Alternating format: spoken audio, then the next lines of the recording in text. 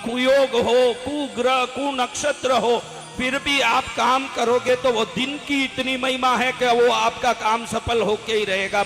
मैंने कहा नक्षत्रों की महिमा बहुत भारी है। देखो दशहरा कहते हैं कि नहीं, कब आती मेरी बच्चियों दशहरा, कब आता मेरे बच्चों? बोलो बोल माता बोल।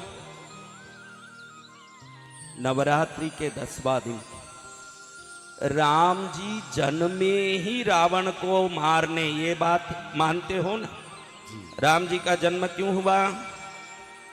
शास्त्रों में लिखा है कि ये करो, सत्यम वद, सत्य बोलो, प्रियम वद, प्रिय शब्द बोलो, कठोर शब्द मत बोलो, न वद अप्रिय सत्यम, ऐसा कोई सत्य मत बोलो जिससे किसी का मन दुखता हो।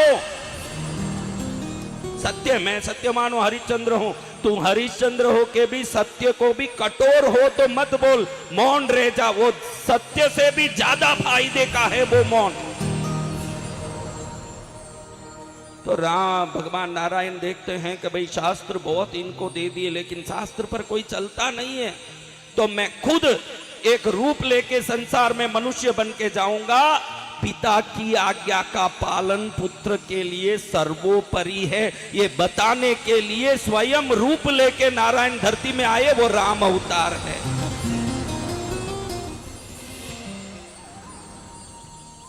वो हमको सिखाना चाहते हैं कि ऐसे जियो।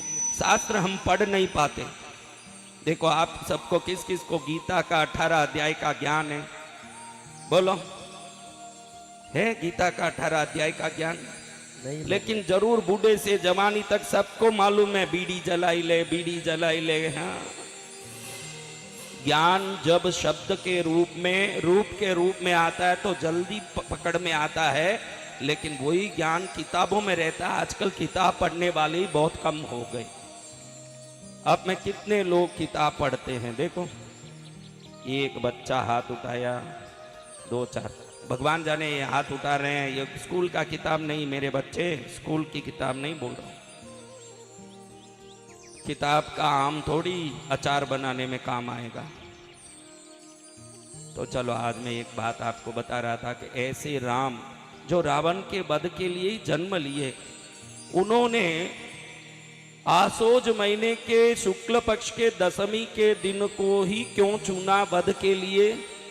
आपके पास सभी सक्षमता होते हुए भी समय भी प्रबल होना चाहिए। समय बड़ा बलवान होता है। अगर उत्तम मुहूर्त में कोई काम करोगे तो उसका निश्चित शुभ परिणाम आएगा।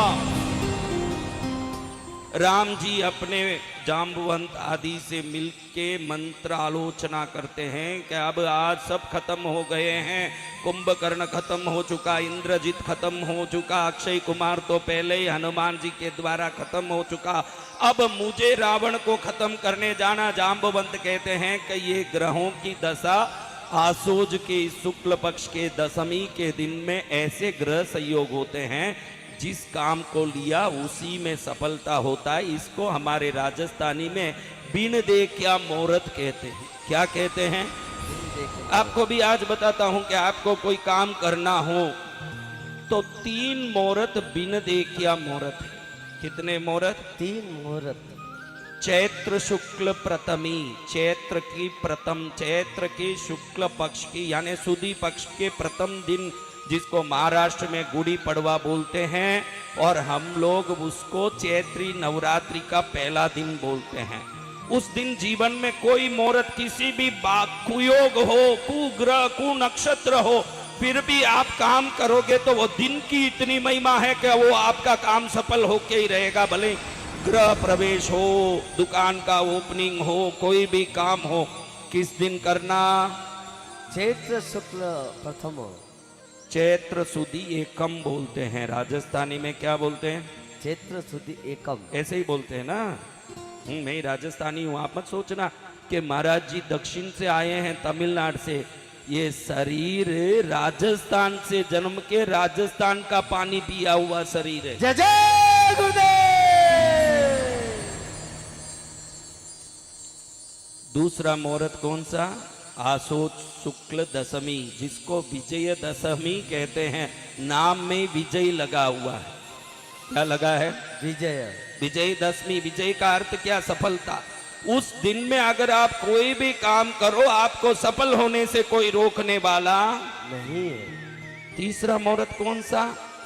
अक्षय तृतीया।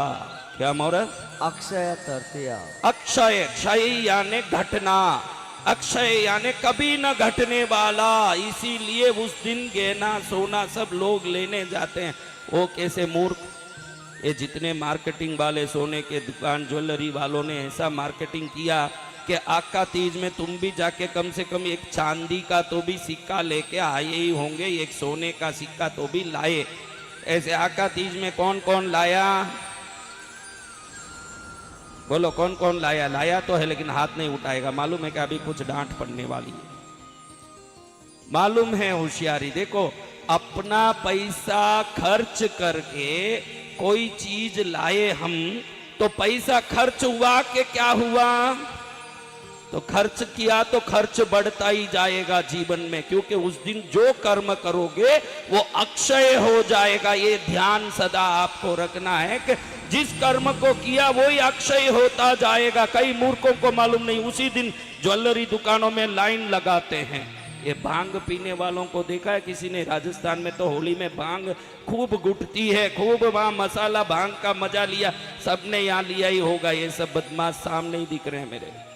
अब आपको बताऊं कि भांग पीने वाला अगर रोते रोते समय भांग पी लिया तो पूरा दिन क्या करेगा बताओ? रोता ही रहेगा। ये देखो भंगेड़िए बता रहे हैं, हंसते हंसते अगर भांग पिएगा तो क्या करेगा महाराज? हंसता ही रहेगा। तो ये जो अक्षय है ये भी तिथि भांग की तरह काम करता है। तुमने उस दिन जो काम किया वही बढ़ता ही जाएगा वो साल में। तो तुम जाके उधर खर्चा करके कुछ लाए हो तो साल भर खर्चा ही खर्चा होगा। ये बात कोई नहीं बताता ना, दुनिया खर्चा करने निकल जाती है अक्षय तृतीया। तो फिर क्या करना? उस दिन पैसा देने नहीं जाना। अगर ज्वेलरी वाला ईमानदार है, आपको विश्वास हो, मेरे बोलने से मत जाना, क्योंकि कई लोग हाथ उठा के भाग भी गए हैं। पहले 2 दिन पहले ही एक सिक्के का जो लेना चाहते हो उसका पैसा भर के रसीद प्राप्त कर लेना कि ये माल अभी तक प्राप्त नहीं हुआ है, अक्षय तृतीया को डिलीवरी दी जाएगी।